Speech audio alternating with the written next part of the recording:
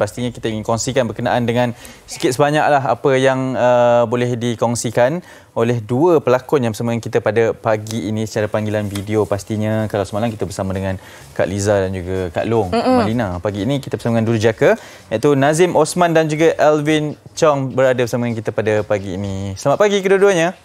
Selamat pagi. Ya. Apa khabar? Baik. Ya, okey, mungkin kita dah saksikan sedikit teaser berkaitan dengan drama Takdir Yang Tertulis. Mungkin kalian boleh mengambil kesempatan ini untuk kongsikan berkenaan dengan sedikitlah penceritaan berkaitan dengan Takdir Yang Tertulis ini. Mungkin Nazim boleh mulakan, silakan. Kalau nak cerita lebih-lebih tu macam tak best lah kan, sebab penonton tu kena tengok lah, sebab kita dah syuting ni, kita tahu jalan cerita macam mana. So it's gonna be a surprise sebab every episode ada plot twist tersendiri. Untuk penonton bukan saja tonton tapi digest apakah intipati ataupun values pengajaran yang cuba kita sampaikan. Itu lagi penting. Okey, Nazim, kalau kita lihat episod pertama, kedua, watak Nazim tu kita tengok macam alahai kesiannya, macam suami yang tertindas gitu. Tapi bila kita dah tengok episod 3, 4, rasa macam ya Allah, rupa-rupanya macam ni rupanya Azlan dalam cerita Takdir Yang Tertulis ni. Jadi respon peminat tu yang Nazim terima tu macam mana? Ada tak memang marah, sakit hati tengok watak Nazim ni?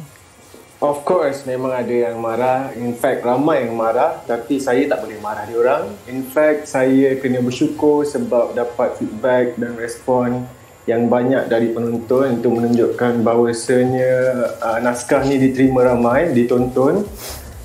Dan harapan saya, jangan sekadar marah tapi cuba faham bahawasanya kita cuba sedaya upaya untuk menunjukkan bahawa kita manusia ni bukan hitam dan putih. Setiap orang tu ada dia punya sisi-sisi dark side. Walaupun dia nampak baik, memang dia tetap akan ada dark side. Sama juga macam orang yang kita nampak macam jahat tapi sebenarnya dia tak jahat. Things like that. Itu yang kita cuba terapkan dalam naskah ni. Dan harapan kita orang memang penonton akan nampak lah.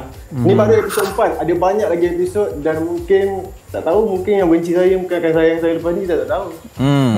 Mana nak tahu kan. Alvin, melihat kepada perkembangan watak awak dalam Takdir Yang Tertulis ni, bagaimana, adakah ia satu yang mencabar Alvin sendiri sebagai seorang pelakon? Bagi Alvin ni satu watak yang agak berat lah, sebab sebenarnya Alvin pegang watak yang macam jenis monyet, lepas tu yang lalai, tak ada macam drama politik ke apa ke, tak ada. So kali ni walaupun semalamnya episod Alvin cuma muncul hujung-hujung je, tapi nak tahu adakah watak Alvin ni seorang apa ke, ataupun dia jual makanan je ke, dah hantar makanan ke. Tadi korang tunggulah. Tapi apa yang best untuk berlakon dengan Abang Ijat ni, sebab kita punya skrip ongoing masa syuting tau. So time syuting ni Abang Ijat ni tengok kita punya perangai, kita punya membawakan watak tu, dia bincang dengan pelakon semua. So tu yang best. So jadikan setiap episod dia banyak sangat plot twist sampai kita sendiri pun tak ingat apa yang kita dah buat. Itu yang best. And one more thing yang dari Nazim cakap kan, dalam kehidupan kita tak ada yang hitam putih.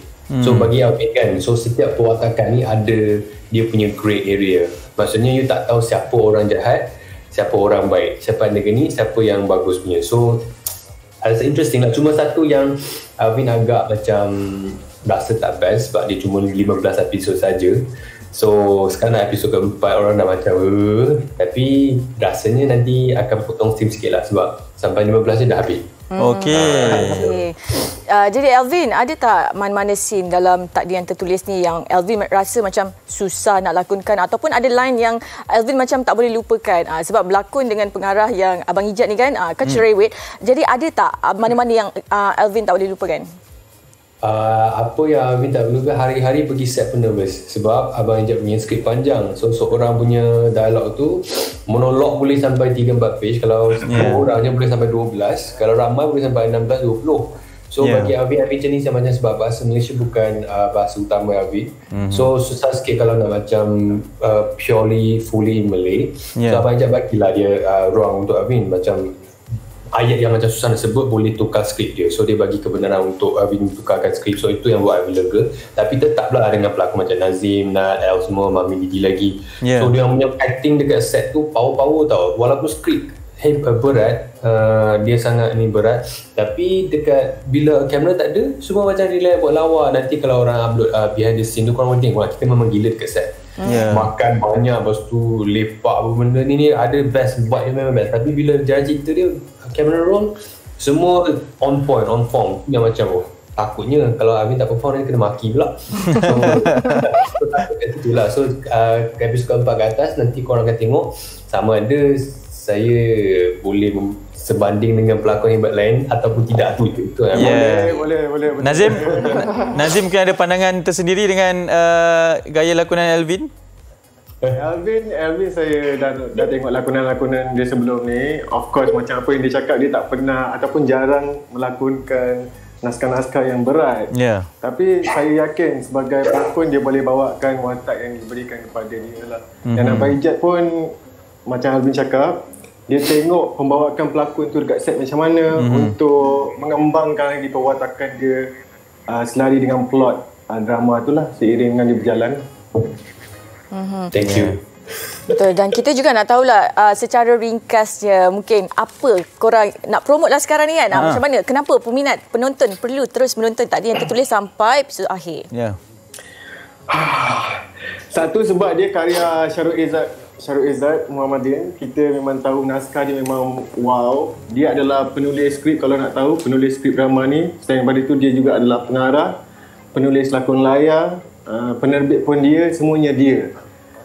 Dan memang sebagai pelakon saya dah lama mengimpikan untuk berlakon di bawah arahan beliau dan alhamdulillah akhirnya cita-cita itu tercapai.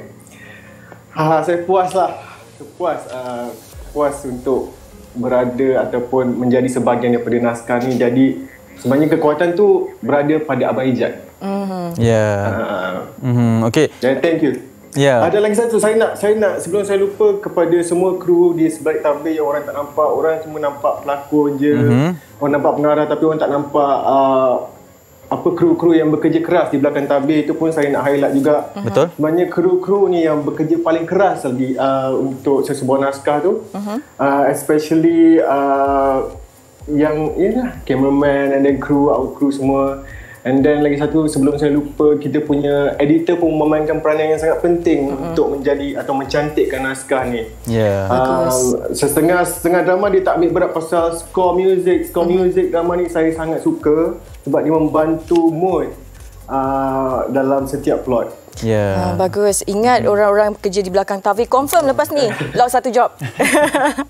Ada naskah dari awak juga kan? Okay, Alvin, mungkin secara ringkas kita dah berada di penghujung segmen. Ialah anda juga antara mereka yang banyak sekali diminati sekarang ini. Sedikit ucapan dengan perayaan Tahun Baru Cina yang bakal datang juga sekali ala-alam ni. Okay, one of the reason korang kena tengok drama ni sebab drama ni kita shoot time PKP.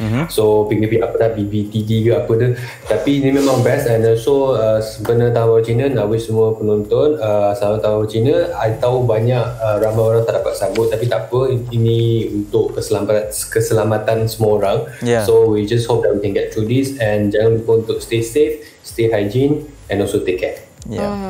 Itu dia, terima kasih. Terima kasih ucapkan kepada Alvin dan juga Nazim kerana sudah meluangkan masa bersama kami berkongsi mengenai Takdir Yang Tertulis. Terima kasih banyak-banyak. All the best. Sama-sama.